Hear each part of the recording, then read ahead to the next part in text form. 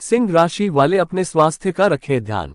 सिंह राशिफल 2024। शनि सप्तम भाव में होने से शुरुआत से ही व्यापार में वृद्धि के योग आपके बन गए हैं। बृहस्पति मई में नवम भाव में आपको सही निर्णय लेने की क्षमता प्रदान करेंगे। पूरे वर्ष में राहु की उपस्थिति आपके नैसर्गिक भाव में रहने से स्वास्थ्य पर ध्यान देना आवश्यक होगा। इसके साथ ही वाहन चालकों को समय पर भी सावधानी बरतनी होगी। प्रेम संबंधों में परेशानी उत्पन्न हो सकती है, क्योंकि वर्ष की शुरुआत में ही सूर्य और मंगल जैसे गर्म ग्रह आपके प्रतिष्ठित भाव में रहेंगे। लेकिन देवगुरु बृहस्पति के कारण आपका प्रेम संबंध बना रहेगा। अपने पार्टनर की भावना को समझें और उनका सम्मान करें। अगस्त से लेकर सितंबर महीने के दौरान आपको प्रेम संबंधों में सावधानी बरतनी होगी। शनि ग्रह पूरे वर्ष आपकी राशि में बने रहेंगे, जो आपको आपके करियर में सफलता दिलाएंगे। आपको अपनी नौकरी मन के मुताबिक मिलेगी। आप खूब मेहनत करेंगे और आपको अच्छे परिणाम भी मिलेंगे। बुध और शुक्र वर्ष की शुरुआत में आपके दशम भाव में स्थित रहेंगे, जिस कारण आपको नौकरी में जमने का मौका मिलेगा। देव गुरु बृहस्पति के कारण 1 मई तक आपके नवम भाव में नौकरी में परिवर्तन और स्थान के योग बनेंगे। अगर आप किसी सरकारी सेवा में रुचि रखते हैं तो इस साल के शुरुआती 2 महीने के दौरान आपकी यह इच्छा पूरी होने के योग बनेंगे और नौकरी में बदलाव संभव होगा। मंगल ग्रह 1 जून से 12 जुलाई तक आपके नवम भाव में रहेगा और उसके बाद 26 अगस्त तक आपके दशम भाव रहेगा। यह मंगल की स्थिति आपको नौकरी में बदलाव के बाद एक अच्छी नौकरी प्रदान कर सकती है। जुलाई का महीना भागदौड़ से भरा रहेगा और काम में अति व्यस्तता रहेगी। इस दौरान काम के शौकीनों को बाहर या दूसरे शहर या दूसरे राज्य में जाने का मौका मिल सकता है। बुध और शुक्र के चतुर्थ भाव में होने से व नवम भाव में बृहस्पति के होने से शिक्षा में आपकी रुचि सहज रूप से बनी रहेगी, क्योंकि आप अपनी पढ़ाई के लिए तत्पर नजर आएंगे। लेकिन वर्ष में सूर्य और मंगल के पंचम भाव में शुरुआत और शनि के चतुर्थ भाव पर दृष्टि के कारण बीच बीच में कुछ बदलाव भी आएंगे और आपकी एकाग्रता भंग होगी, जिससे शिक्षा में कुछ समस्या हो सकती है। हालांकि लग्न का गोचर आपके पक्ष में होने से अप्रैल के बाद अनुकूल लगेगा और आप अच्छे तरीकों से अध्ययन कर पाने में सक्षम होंगे। इस पूरे वर्ष में आपके दूसरे भाव में केतु और अष्टम भाव में राहु की उपस्थिति विभिन्न प्रकार के खर्चों में आपको उलझाएगी। इस साल वित्तीय रूप से अप्रैल से लेकर अगस्त तक का समय अच्छा रहने की उम्मीद है और इस दौरान आपको वित्तीय धन लाभ के योग बनेंगे।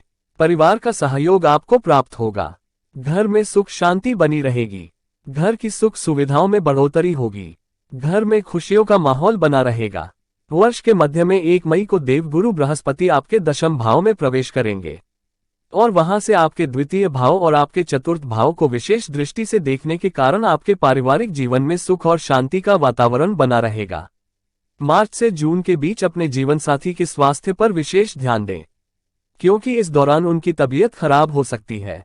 यदि आप संतान प्राप्ति की इच्छा रखते हैं तो वर्ष की शुरुआत आपके लिए अति उत्तम है, क्योंकि देवगुरु बृहस्पति 1 मई तक आपके नवम भाव में रहेंगे और वहीं से आपके प्रथम भाव और आपके पंचम भाव पर पूर्ण दृष्टि डालेंगे, जिसके फलस्वरूप आपको एक सहज और अच्छी संतान की प्राप्ति होगी और इसी से आपके जीवन में खुशियों का माहौल बनेगा।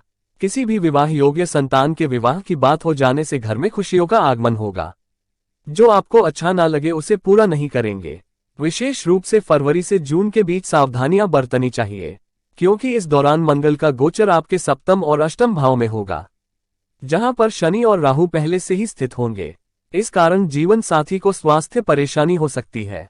इसके साथ ही आप और आपके प्रेमी के मध्य तनाव बढ़ सकते हैं और आपके मित्र पक्ष से संबंध भी खत्म हो सकते हैं।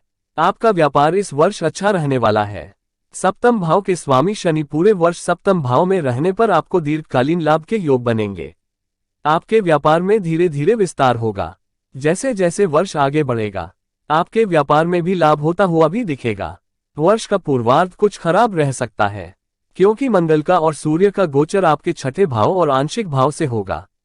इस दौरान व्यावसायिक साझेदारी से भी संबंध खराब हो सकते हैं, लेकिन यदि आप इसे संभालने में सफल रहते हैं तो इसके बाद वर्ष पर्यंत आपका व्यावसायिक विकास होगा। जुलाई से अक्टूबर के बीच आपको अपने व्यापार में विशेष उन्नति मिलेगी और कुछ महत्वपूर्ण बदलावों के साथ आपका व्यापार प्रगतिशील होगा। अगर आप कोई नया वाहन लेना चाहते हैं तो जनवरी से फरवरी और उसके बाद अगस्त से नवंबर के बीच नए वाहनों की प्रबलता का योग बन रहा है। मार्च से जून के बीच किसी भी प्रकार का निवेश न करें। निवेश करने में सावधानी बरतें हैं। इस दौरान निवेश करने से पैसे डूबने की पूरी संभावना बनी हुई है। इस दौरान अगर आप संभाल करके चले तो आपके साल के अंतिम महीने सितंबर, अक्टूबर, नवंबर, दिसंबर आपके अच्छे लाभ देकर जाएंगे। पंचम भाव में सूर्य और मंगल के, सप्तम भाव में शनि के और कुंडली के भाव में राहु की उपस्थिति के कारण स्वास्थ्य संबंधी समस्याओं के प्रति आपको सावधान रहना चाहिए। इस वर्ष आप शारीरिक उपचार ले सकते हैं। प्राकृतिक आपदा के कारण आपको अचानक से कोई समस्या हो सकती है। वर्ष का पूर्वार्ध स्वास्थ्य के दृष्टिकोण से सबसे अधिक गिरावट बनी रहेगी। इस दौरान आपको रक्त संबंधी बीमारियों का सामना करना पड़ सकता है। इसके अतिरिक्त पेट की समस्या, बुखार और सिर दर्द जैसी समस्याएं बीच बीच में हो सकती हैं। सावधान रहें। अपने भोजन और खानपान पर विशेष ध्यान देते हुए आप समस्याओं से बहुत हद तक बच सकते हैं। सिंह राशि के स्वामी सूर्य देव हैं और आपके लिए भाग्यशाली अंक 1 और 9 हैं। इस वर्ष का कुल योग 8 होगा। आपको रविवार के दिन श्री आदित्य हृदय स्तोत्र का पाठ करना चाहिए। प्रतिदिन सूर्यदेव को जल दें। शनिवार के दिन छाया दान करना आपके लिए हितकारी रहेगा। इस दिन हनुमान चालीसा का पाठ करें। राहु की कृपा पाने के लिए रविवार के दिन शाम के समय किसी भी मंदिर में काले तिलों का दान करें। सिंह राशि वालों को ये साल कुल मिलाकर मिला जुला रहेगा। दोस्तों, इसी प्रकार की राशियों से जुड़ी जानकारी पाने के लिए हमारे चैनल को सब्सक्राइब जरूर करें और लाइक जरूर करें। धन्यवाद।